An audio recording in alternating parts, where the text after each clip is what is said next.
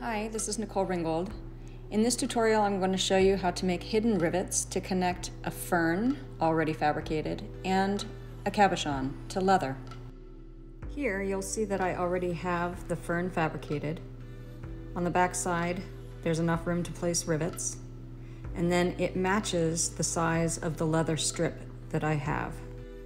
I source my leather in the form of recycled belts from thrift stores or from places like Ohio Leather that offer fair trade options, and this piece is 1.5 inches wide. I use flush cutters, the flush side, to snip 16 gauge wire approximately 3/4 of an inch long.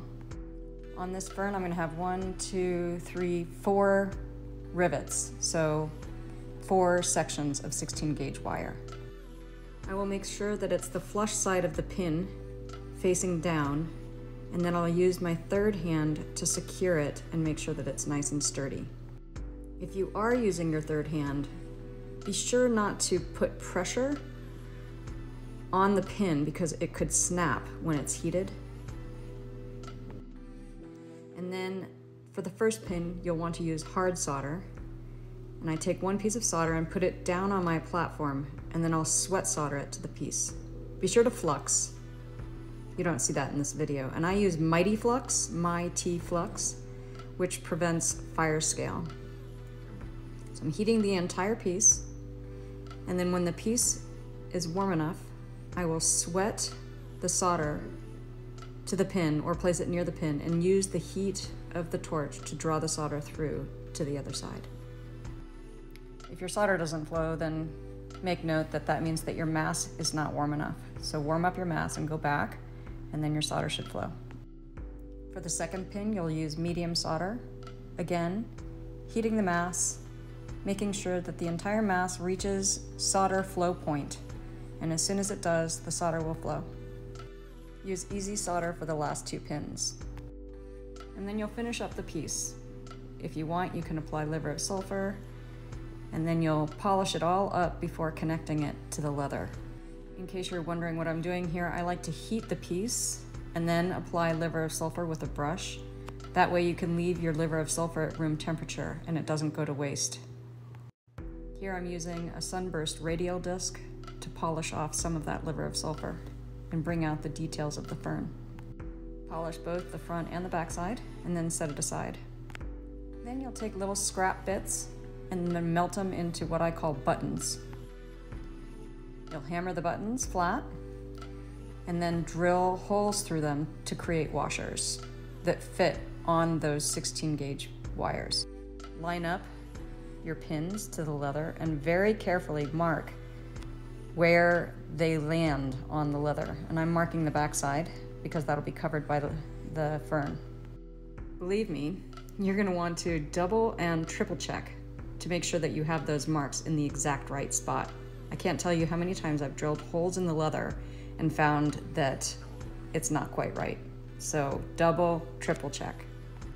If your holes are not in the right spot, then when you go to set the rivets will bend or break off the item that you're trying to rivet. Use 1.4 millimeter twist drills to drill through the leather as well as through the washers, and that will fit the 16 gauge wire. You don't want to use a drill that's any larger than that.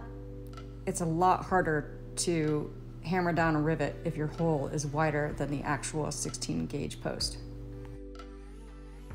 I'm making 5 washers, 4 for the fern, and then I have 1 extra to show you how to rivet the bezel setting to the leather. One by one, feed the pins of the fern or whatever it is that you're trying to rivet to the leather through the holes, and then you're going to add a washer and you're going to rivet one by one, not all 4 at the same time. Take your flush cutters and snip the wire that's holding the washer so it's barely above the washer. Like we're talking 1/8 of an inch or even less. You can see right there that that's too much. You want less wire than that sticking up, because when you go to hammer it and splay the rivet, it could bend.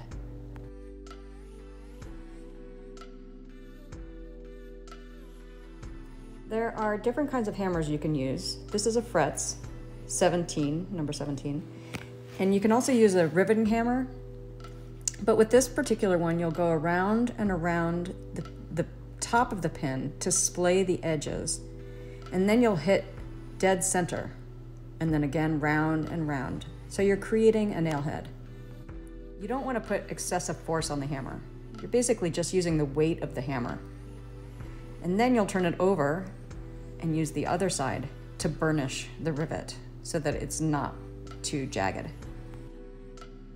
So there you can see that's finished. And then you'll do the other 3 rivets one at a time. Then for the bezel, it will be a bit of a different process. So you'll use the same twist drill and drill 1 or 2 holes through the back plate of the bezel. Then you'll take a section of 16 gauge half hard round wire and use it in your pliers, have it sticking up just barely. And it's the same process. I like to put it on my anvil and use that little weird hole in your anvil. So I have my pliers anchored. And again, I'm going round and round and round. So there's a piece of wire sticking down in the hole, and all I'm doing is creating a nail head. Here you can see it bent a little bit, so I need to lift that wire up, and I turned it so that I'm hammering the other side to splay the pin so it doesn't bend on me. Once you have one side riveted, you'll then take a washer, place it on your pin, and then you'll put that pin through both the leather, the back side of the leather, toward the front, and then you'll turn it over and put the bezel on that wire and snip it really close to the back plate of the bezel.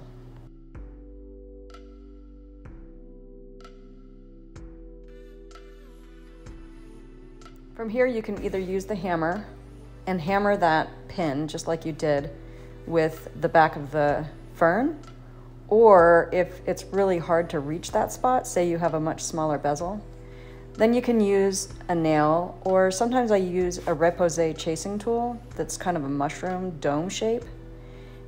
And I use that then to gently hammer the pin down into a rivet. In my next episode, I'm going to show you how to make a clasp for this cuff. Not only how to fabricate it, but then again, how to rivet it so that you can finish this cuff off. As always, feel free to comment or ask your questions below, and I'll do my best to answer. Thank you.